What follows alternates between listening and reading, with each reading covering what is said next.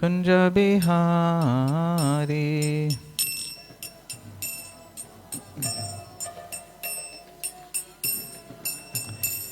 Jaya Radha Madhava Kunja Bihari.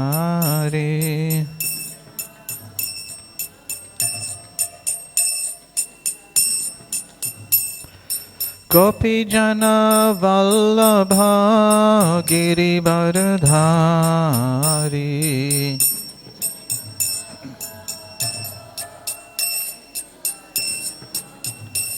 Jaya Radha Madhava Kunja Bihari.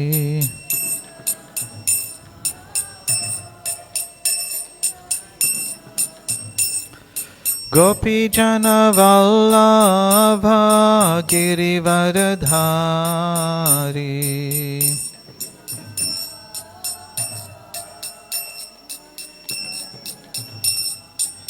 Yasodhanandana Braja Jana Ranjana. Yasodhanandana Braja Jana Ranjana. Yamuna Tiravanachari.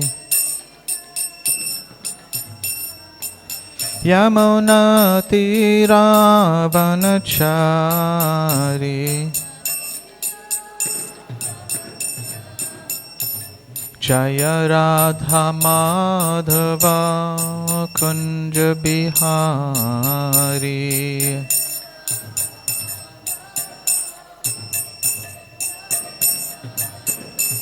Jaya Radha Madhava Kunja Bihari.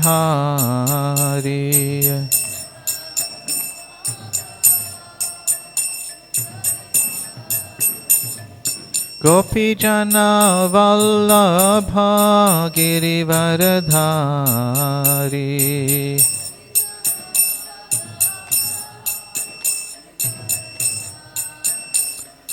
Gopi Jana Vallabha Girivardhari.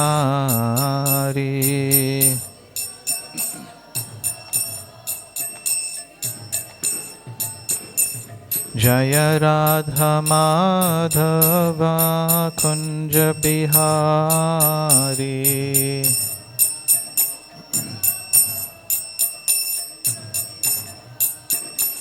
Jaya Radha Madhava Kunja Bihari.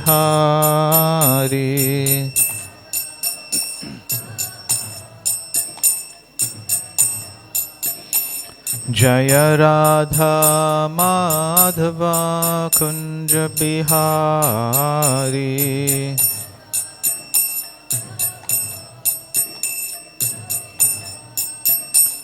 Jaya Prabhupada Prabhupada Jaya Prabhupada Jaya Prabhupada.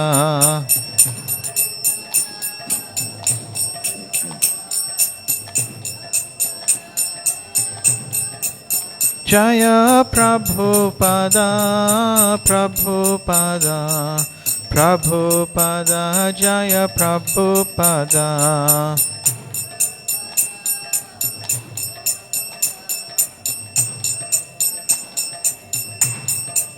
Prabhupada Prabhupada Prabhupada Jaya Prabhupada.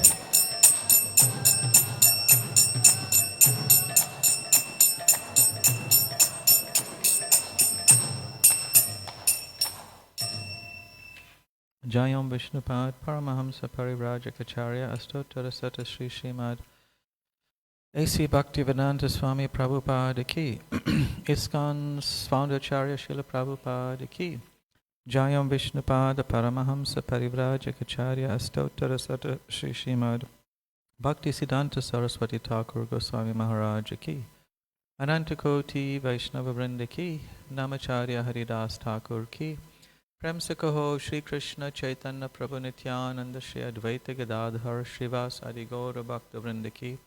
Shri Shri Radha Krishna Gopa Gopinath Shamakun Radha Kunda Giri Govardhan Ki Vrindavan Dham Ki Mayapur Navadvip Dham Ki Ganga Mai Ki Yamuna Mai Ki Bhakti Devi Ki Tulsi Maharani Ki Samaveta Bhaktivinoda Ki. All glories to the assembled devotees, all glories to the assembled devotees, all glories to the assembled devotees. Gaura Premanande.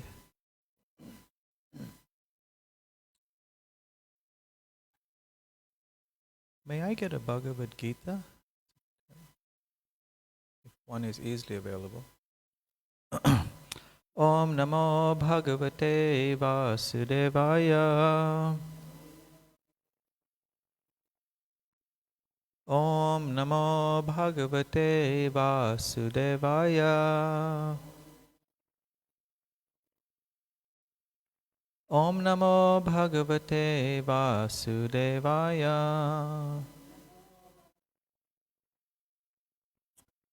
Reading from Srimad Bhagavatam, Canto 4, Chapter 24, entitled Chanting the Song Sung by Lord Shiva, text number 6.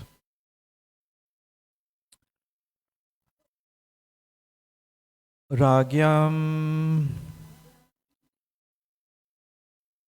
Vritim Kara Adana Danda Shulka Adi Darunam Manyamana Dirga Satra Vyajena Visasarja Ha Ragyam Vritim Karadana Ragyam Vritim Karadana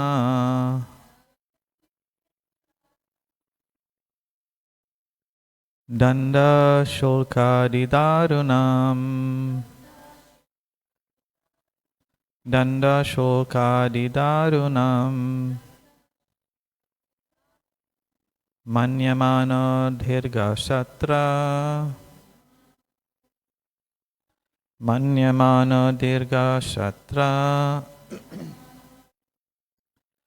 Vyajena Visasarjaha Vyajena Visasarjaha Ragyam Vritim Karadana Danda Shulkadi Darunam Manyamano Dirga Satra Vyajena Visasarjaha Ragyam Vritim Karadana Danda Shulkadi Darunam Manyamano Dirga Satra Vyajena Visasarjaha.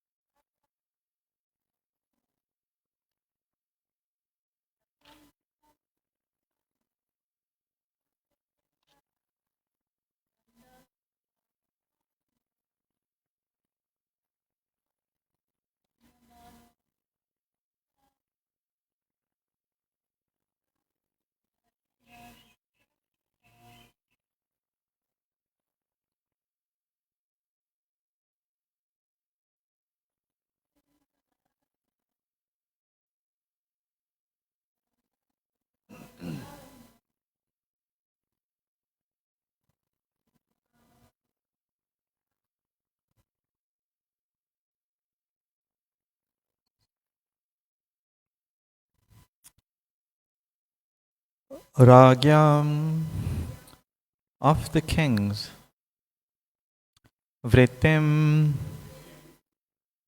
source of livelihood, Kara, taxes, Adana, realization, Danda, punishment, Shulka, fines, Adi, etc., Darunam, which are very severe, Manyamana, thinking like that, Dirgha, long, Satra, sacrifice, Vyajena, on the plea, Visasarja, gave up, Ha, in the past. Translation: whenever Antardhana, the supreme royal power, had to exact taxes, punish his citizens, or fine them severely, he was not willing to do so. Consequently, he retired from the execution of such duties and engaged himself in the performance of different sacrifices. Please repeat. Whenever Antardhana, the supreme royal power, had to exact taxes, punish his citizens or fine them severely, he was not willing to do so. Consequently, he retired from the execution of such duties and engaged himself in the performance of different sacrifices. Purport by Srila Prabhupada. It is clear herein that the king sometimes has to perform duties which are not very desirable, just because he is the king. Similarly, Arjuna was not at all willing to fight, because fighting or killing one's own kinsmen and family members is not at all desirable. Nonetheless, the Kshatriyas had to perform such undesirable actions as a matter of duty. Maharaj Antardhana was not very happy while exacting taxes or punishing the citizens for their criminal activities. Therefore, on the plea of performing sacrifices, he retired from the royal majestic power at a very early age. Om Jnana-timirandasya Jnananjana Shalakaya Chakshurunmilitam Yena Tasmai Shri Gurave Namaha Shri Chaitanya Manobhishtam Shtapitam Jaina Bhutale Swayam Rupa Kadamayam Dadati Sva Padantikam Vanchakalpatarubhyascha Kripa Sindhubhya Evacha Patitanam Pavanebhyo Vaishnavebhyo Namo Namaha Shri Krishna Chaitanya Prabhu Nityananda Shri Advaita Gadadhar Srivasari Gaura Bhakta Vrinda Hare Krishna Krishna Krishna Hare Hare Hare Rama Rama Rama Hare Hare.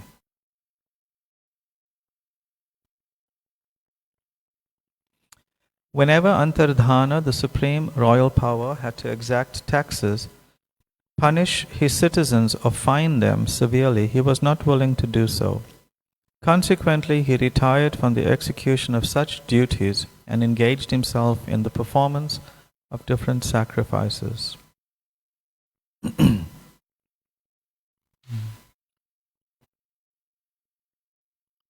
In Vedic culture, we learn of the arrangement of society in the form of varnashram, the four varnas and the four ashramas, the Sudras, the Vaishyas, the Kshatriyas, and the Brahmanas. And the head of the Kshatriya community, the leader of the Kshatriya community, and thereby the entire society, is the king. And in this case, the king is Maharaj Antardhana. And the king, like the rest of the Kshatriyas, like the rest of the Brahmanas, the Vaishyas and the Sudras, they all have specific duties that are assigned to them that when followed or when executed, keep a healthy balance in society. But when any of the Varnas stop doing their prescribed duties or do their prescribed duties in a faulty way, in a misleading way, in an erroneous way, then it can bring about severe imbalances to society. The Kshatriyas, the Brahmanas, we understand they have various duties, yajan, patan, dan pratigraha. They perform sacrifices and they engage others in sacrifices. They study the Vedic literatures and they teach others the Vedic literatures. And they accept items, gifts in charity. And then they, because being unattached, they give in charity very willingly. The Kshatriyas, they are meant to be administrators and protectors of the community, of the society. And part of their administrative duties, like in this case, being described here, two things are being described. One is to exact taxes and to punish criminals, punish the citizens who are behaving wrongly, that are behaving criminally. So these are some of the duties of the Kshatriya. They have to do that. If they do not do that, then what will happen to society? Similarly, the Vaishya, they are mercantile community, they run the economy, they develop the economy. And they generate wealth that is then taxed, that is then used by the administrative class, the Kshatriyas, to take care of all of society. Brahmanas are not taxed. Sudras are not taxed. These are dependents of society for their livelihood. Of course, we can see how upside down the world is today, that everyone is taxed, and none of those taxes are really used or very little of the taxes are very used for the development, for the protection, for the sake of the general society. So these taxes that are exacted from the mercantile community, the business community, the Vaishyas, they are meant to support and take care of the rest of society, the Shudras, the Brahmanas, the animals, to develop the social services, the various other services that are required in a kingdom, in a country, or in a city or town. So taxes are essential. They are essential. One cannot be naive and think, let's have a tax-free society. It doesn't make sense. So taxes are important. But what's also important, which we don't see, we will hardly see anything of these days, is the spirit of integrity and transparency in which those taxes are used or employed. That we don't see. We don't see anywhere. But taxes are essential. And alongside that, in the case of what's being described here, also what is essential is the Department of Rehabilitation. I remember in the past, many countries used to just call their prisons, and the word prison has just a very harsh tone to it, isn't it? It's a prison, you are locked up. But now, trying to make it nicer, they started calling it, anybody knows what's the name for prisons? Meditation centers. Correctional services. And that's a nice term. It's to correct the wayward condition of the citizens, the wayward tendencies, the criminal tendencies, the mischievous tendencies of the citizens. So the duty of the king, the administrative class, to punish wayward citizens is also essential.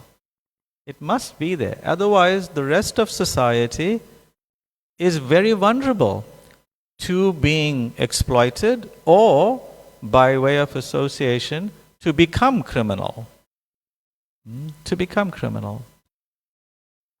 However, we find in various countries the criminal-like behavior is very often rewarded or overlooked. And as a result, so much of trauma is experienced by the rest of society. So much of trauma. So here, Maharaj Antardana, he was very hesitant. He was not inclined to be doing these two things. Punishment, meting out punishment, and exacting taxes. Now, we find that when the citizens, when people in general are very, very materially attached, then to take away something from them, like taxes, is a very painful experience for them, isn't it? And people today, like especially nowadays, financial advisors and accountants and chartered accountants are so sought after to help people avoid taxation. There's two things: avoid tax or evade tax. In accounting terms, they're very different. Avoiding is allowed, some nice, creative way of adjusting your books or assigning descriptions of certain types of income and certain types of expenses. It's called avoiding, legal tax avoidance. And evasion means you are just plain criminal. You are hiding stuff, So we find that it's very difficult because people are so materially attached that the thought of contributing something for others is too painful for them. But this is how society is run. Proper Vedic society is everyone understands that they Vasudhaiva Kutumbakam, that the world is one family. They do not see just separate units. They see that we exist for the benefit of everyone else. And everyone else also exists for my benefit, for my sake.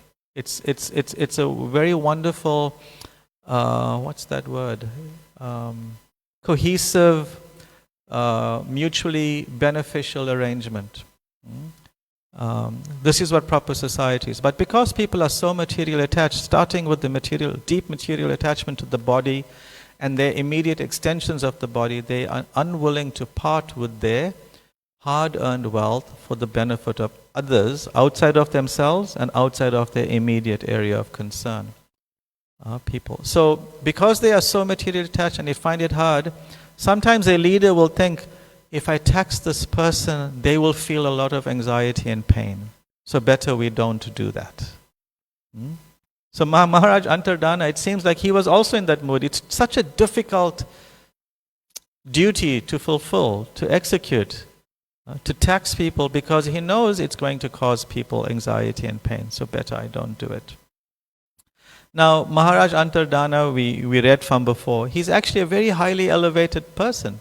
He's not just someone who, for the sake of just mundane external emotions and keeping good relations with each other, is avoiding this responsibility. As we see, he also, instead of doing these very difficult tasks, these uncomfortable tasks, he chose to perform sacrifices and engage in meditation. So he wasn't just an escapist, avoiding difficult situations. Like sometimes we are like that, right? We don't want to deal with something and we'll find some way or the other to avoid addressing a situation. Right? We are like that sometimes. But still, if it's our service, if it's our duty, we have to do it.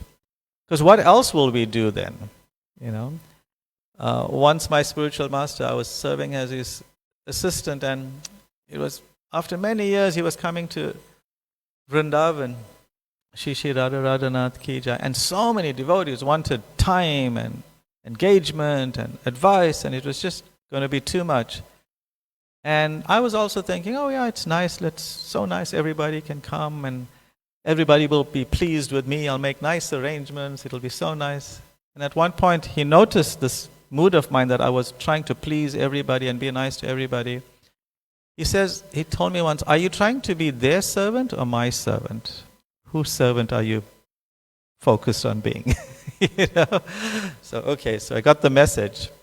We've got a duty, and unless that duty is going against the highest principle, the highest religious duty, the highest of all duties, then we must execute it. Savai pumsam paro dharma yato bhaktir adhoksaje ahoituki apratihata yayatma suprasidati. The highest duty for any living entity, what's the paro dharma? Is to engage, yato bhaktir, to engage in devotional service to that adhoksaja, that person. And such service has to be uninterrupted and unmotivated. And what will happen if we engage in that type of service? Yayatma suprasidati. Then only is the person, is that living entity, fully satisfied. Avoiding different situations won't fully satisfy. It may momentarily be nice. You have a feel-good experience of avoiding anxiety of hurting somebody, even in the course of one's duties. But the only way to be fully satisfied is by pure devotional service. Ahitiki apratihata. Yato bhakti radoksaje. So taxes hurt the citizens. Antardana didn't want to do that. Even though taxation is offering a greater benefit to the greater society. And then he also doesn't want to punish anyone for their wrongdoings, to punish them or even severely fine them. The nature of people that are criminally minded is that they want to do wrong things, exploit others, and get off scot-free without even so much as a rap on the wrists, on the knuckles. No. So we find the nature of people are like that, and they feel very like, well, okay, all I was doing was, I broke into someone's house and tried to steal the television. What's the big deal? I needed a television, it was there, let me take it. Okay, but you don't have to put me in prison. You don't have to whoop me or fine me. Just tell me it's wrong, and I'll listen. I won't do it again. Has that ever proven to be the case? Huh? There's this one story I heard many years ago about someone who was a thief, a very good thief. But, what can you say about thieves, right?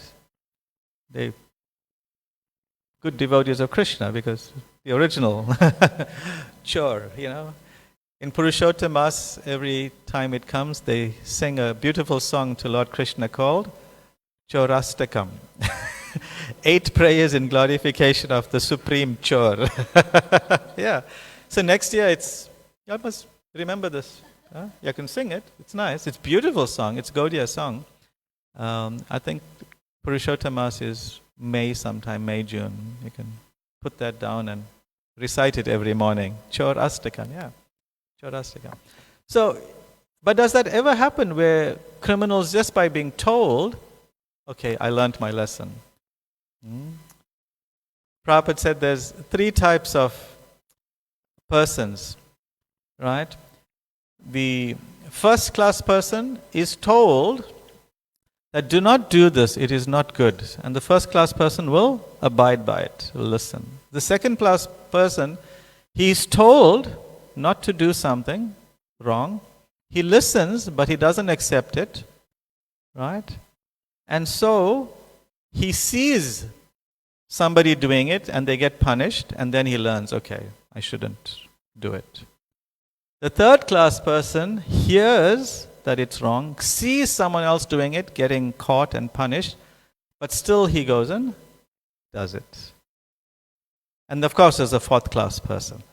He hears, he sees, he does it, he gets caught, but he does it again and again and again.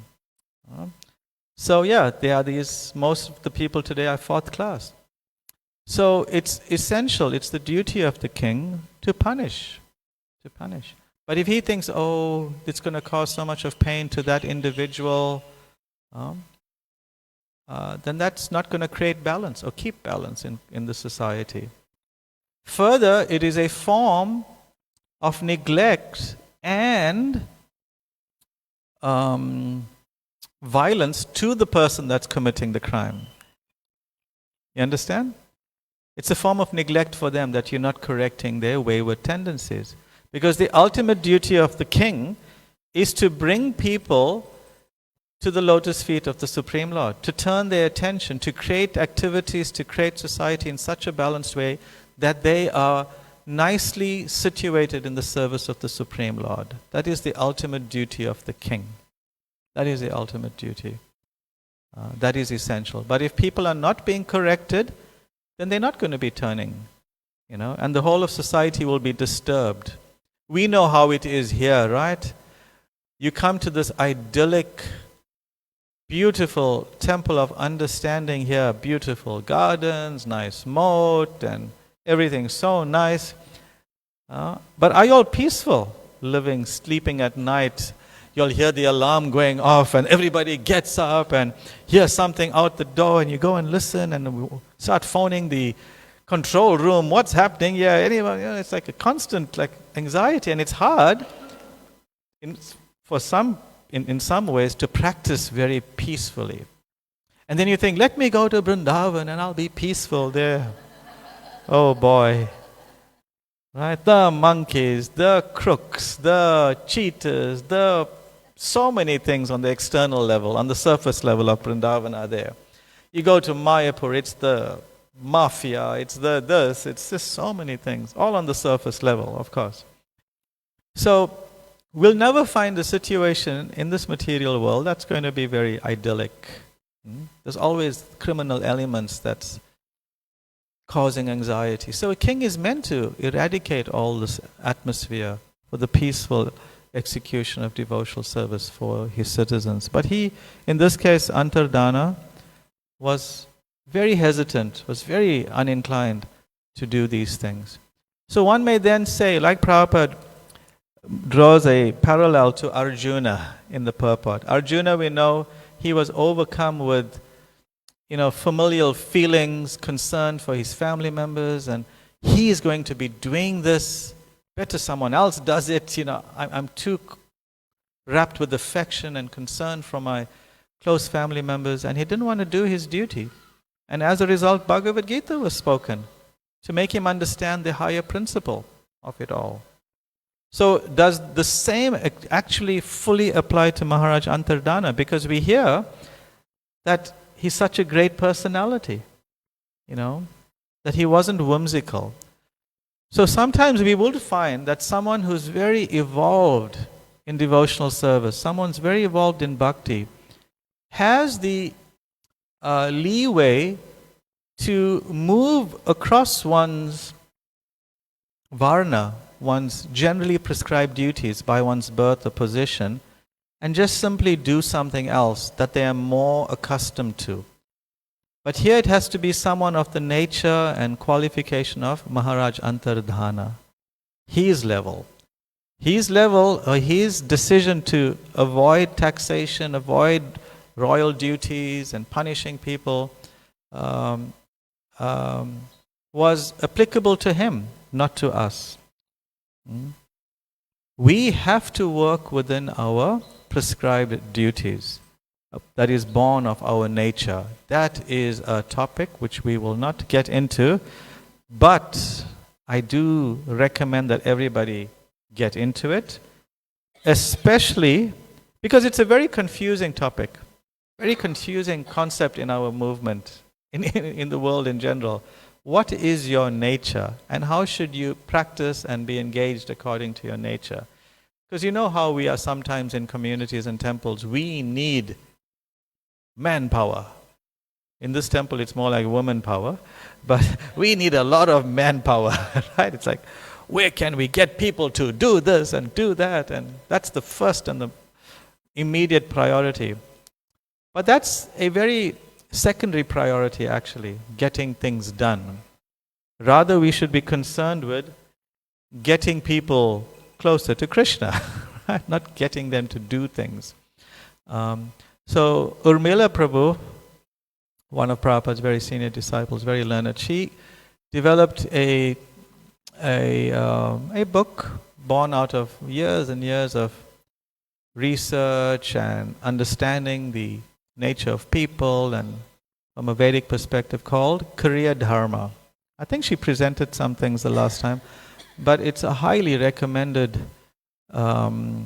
resource to help devotees, help communities, help leaders better understand the nature, the inclinations of all the devotees, and better help devotees themselves understand their situation and how best they can be situated to contribute to the upliftment of society and thereby together uplift themselves. The Vedic principle of Dharma is very much opposed to the Western concept of Dharma. Duty and religiosity, even in Western culture, materialistic culture, is what I can get the most out of something. That is the concept. But in Vedic understanding is how I can contribute the most. Which position can I be situated to contribute the most? In other words, the subtle behind meaning is that where can I be best situated to give of my best? And that's not determined by number of hours, number of plates, number of books, number of amount of money. Okay, sorry, this is all behind me here. It's not based on that, right? It's not based. It's based on influence. Yes, some of it is there. Some of it takes the form of it, but that's not the essential thing. You know, ultimately we're concerned with a happy society, a happy community. So what is my best positioning? What is my best occupation where I can give of my best for the betterment of the greater good, the betterment of the greater society?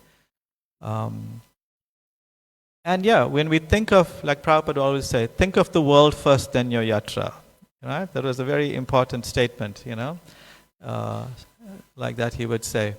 Because if I am living for the benefit of everyone, and if everyone's living in the same mood, the same spirit, then as they say, you know, as water rises, all the ships rise. Not just one ship rises and everyone else is still saying, but everyone rises together. So if everyone has that mood of living for the benefit of the greater society, then everyone benefits together. Everyone benefits together. But there is that danger, reading verses like this and purports like this, when one may be inspired, oh, I don't want to have to do this, this is too difficult. Let me figure out a nature, assign myself a nature that avoids all the stuff. No. Stuff always follows you around. We have stuff. And that stuff is called karma.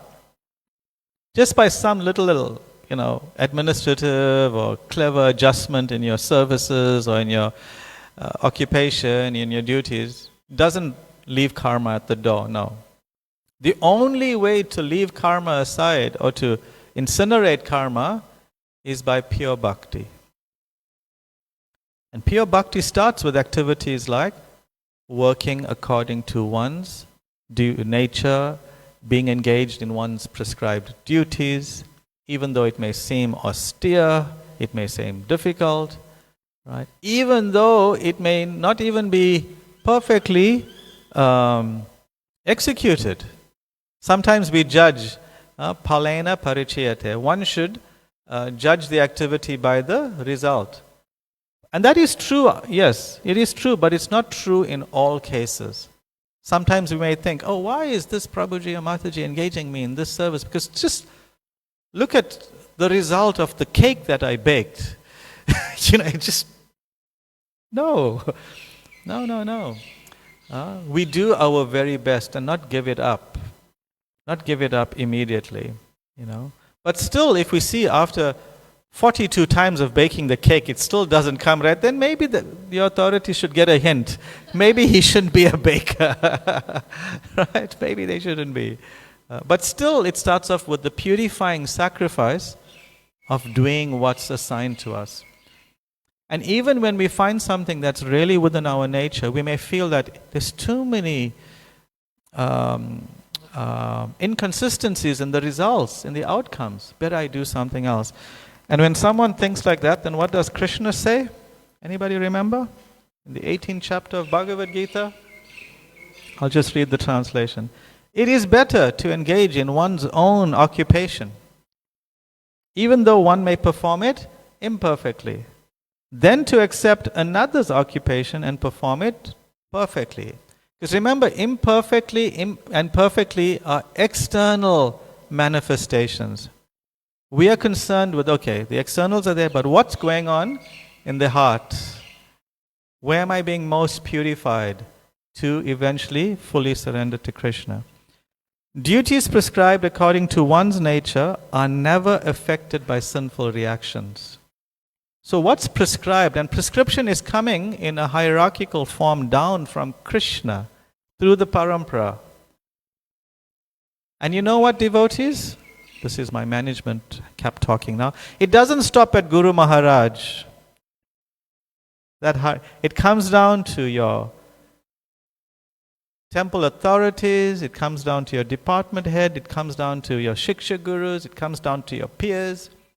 They are all helping us in our prescribed duties. They are all being prescribed in that way. That's the prescription. Of course, one mustn't be like naive and foolish in accepting prescription. Prescription must be tested according to time, place, and circumstance. There must be coherence amongst our authorities, and then we apply ourselves accordingly. Then after that, Krishna says another interesting point with another example. He says that every endeavor is covered by some fault, just as fire is covered by smoke. Therefore, one should not give up the work born of his nature, O son of Kunti, even if such work is full of fault. So there's two things, right? We're speaking about, especially like in our context, living in an ashram, and we have so many duties that we have to perform. So initially we may not know what our inclinations and true swabhavs is, natures is to be best suited. So we apply ourselves. We apply ourselves according to the prescription of our authorities, who themselves may not fully understand our nature. And that's okay in the beginning, because it's purifying and it helps teach us surrender.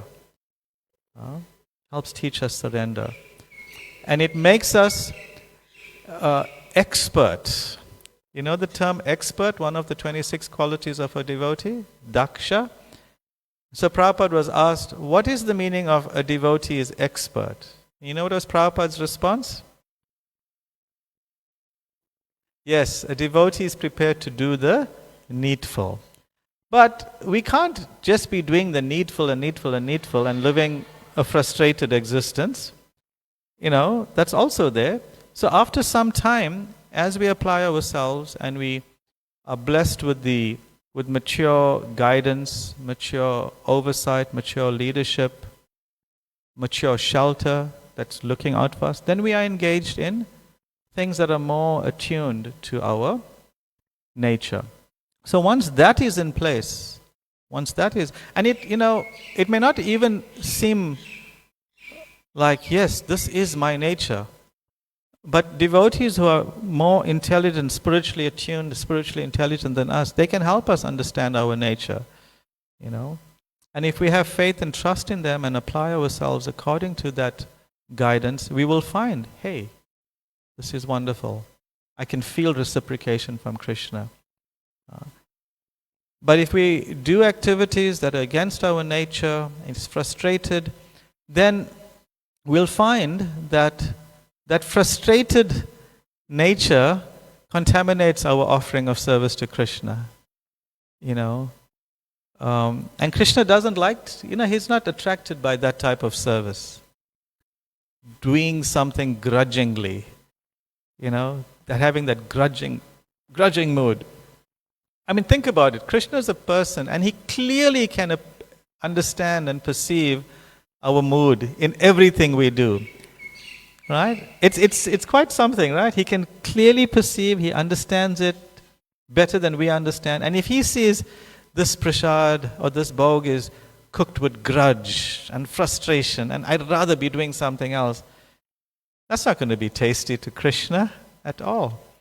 Right? So the devotee may think, well, I am grudging, so better I tell the authorities, Krishna's not going to accept this offering, better someone else do it. That's a good argument, right? In a sense. No. You immediately change your mood. Immediately change your mood. That's why doing pujari service is so helpful in regulation. It's not just regulating time, regulating cleanliness and punctuality. It's regulating the consciousness, establishing the consciousness. To move from a position of I am the master, I am to be served, move from that mood that, yes, I'm the master. Why do I have to serve Krishna? That grudging mood comes out. How does pujari service help us? We engage first and foremost in purifying ourselves through Achman and purifying ourselves by a process called Bhuta Shuddhi. Pujaris, you all remember Bhuta Shuddhi? Naham Vipro, na Charana Patir, na Pivaish. I'm an eternal servant of Krishna from time immemorial, I forgot, We chant these prayers not in a parrot-like fashion, but to establish ourselves in our position as servants, as an aspiring lover of Krishna, that I exist for Krishna's pleasure, so that at least initially moves away any mood of a grudging attitude, a frustrated attitude in serving Krishna. So like that we can think of any service that may be asked of us or that we engaged in by establishing our consciousness in the right spirit, the mood of being a servant of Krishna. So that then we can be more confident that, Krishna will accept it. He's not going to be tasting the grudging salt in the sweet rice, or anyway, y'all know cooking, what things don't go with what, like that. All right, I'll stop here. Are there any comments or questions, devotees? Yes, Jai Sachinandan Prabhu.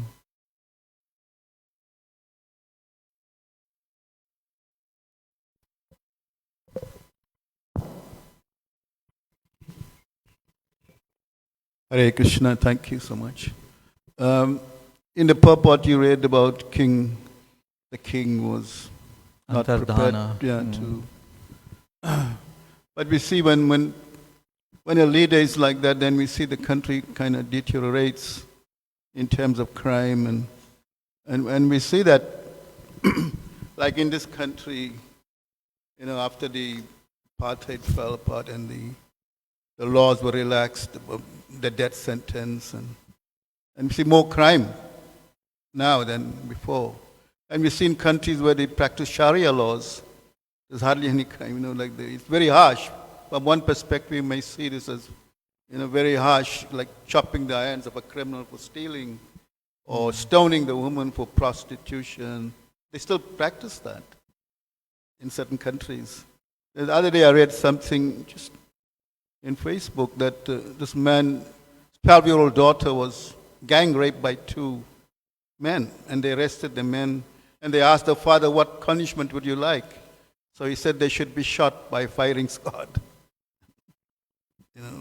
just to combat the crime. So we see when we relax the laws of punishment, these things happen. Find when, prior to Prithu Maharaj's appearance, we had Vena. Yeah. Vena had it down. Wow, he had it down. He controlled his kingdom like nobody else could control, Even the thieves were fleeing. Yeah, because he was the biggest thief. He was the biggest criminal. And what is the basis of his criminality? Is that he was devoid of devotion to the Supreme Lord. So, yes, the examples you cite, they are good on an external level, but the depth of the matter is missing. Devotion to Krishna, devotion to the Supreme Lord. One may say, well, in some of these examples that you mentioned, but the focus is the Lord. But it's a completely misunderstood understanding of what the Lord wants. Does the Lord want you to, force the infidels, subjugate them, kill them if they don't turn? Does the Lord want us to do that? Take our lives, so killing as many of them, suicide bombing? No. So these types of strong examples, they may work for a little while. They may work out of fear and intimidation, but it's born out of something entirely different, a different focus, a different perspective. Because,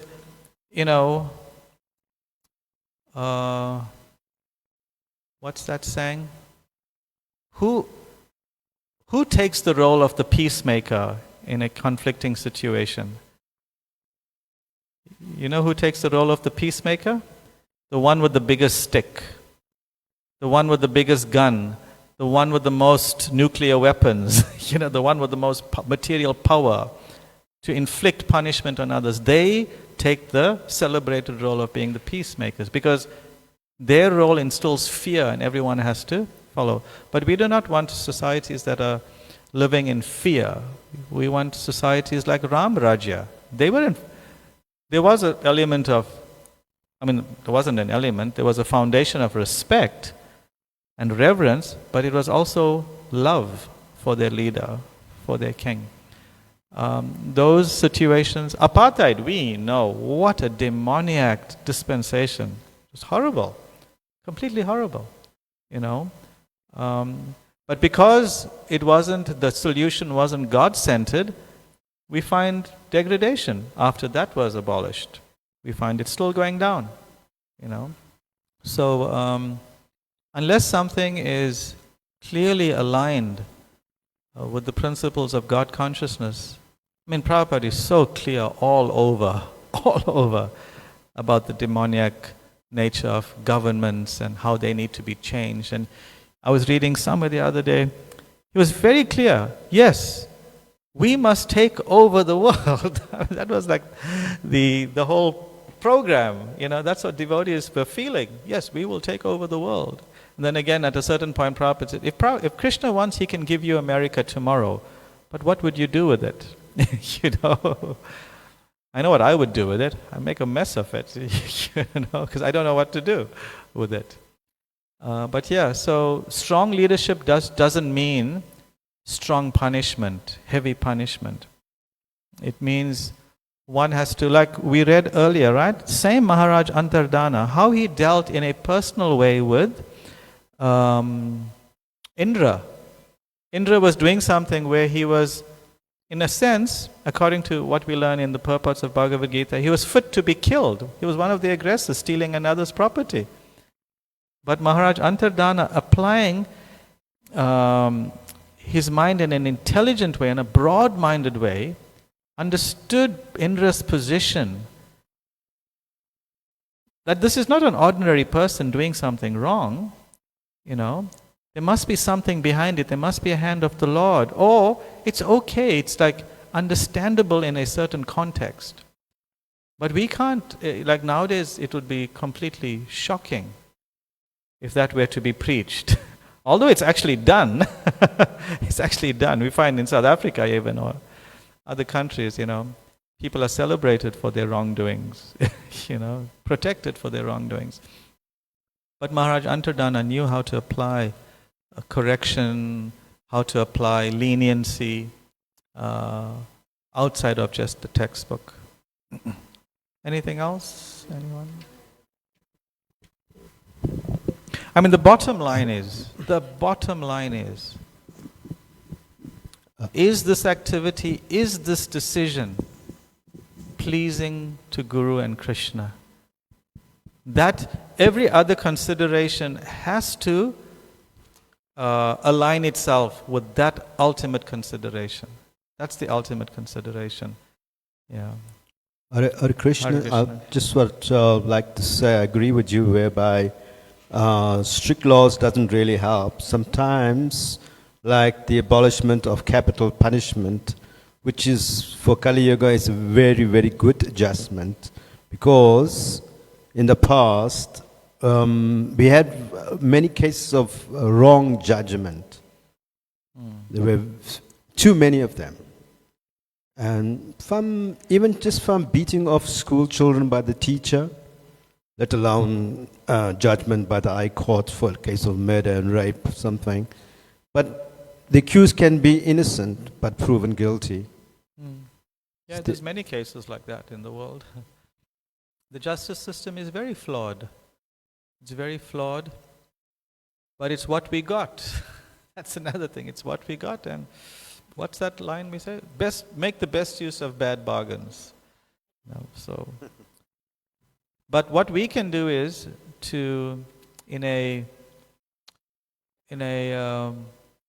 intelligent, systematic way, influence the greater society, change their consciousness, uplift their consciousness, so that, because it's one thing, there's two ways of changing a government, right?